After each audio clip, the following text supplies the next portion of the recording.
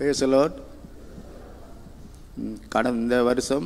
கடந்த வருடம் ஆகஸ்ட் மாதம் 15ஆம் தேதி மடுவில் எங்களோட தாலி காணா போனது. 4-3 மாதம் போயும் ஒரு பதிலும் இல்லை. ஒரு நாங்கள் கால் பண்ணி கேட்கோம். இந்த 5 வருஷம் போனாரும் அவர் சொல்ல மாட்டாரும். வாய் திறந்து நாங்கள் எடுத்துண்டு இப்போ நாங்கள் 2 பேரும் வந்து இங்கே வந்து கடவுளோட பாதத்தில் எங்களோட கவலை ஒப்படைச்சோம்.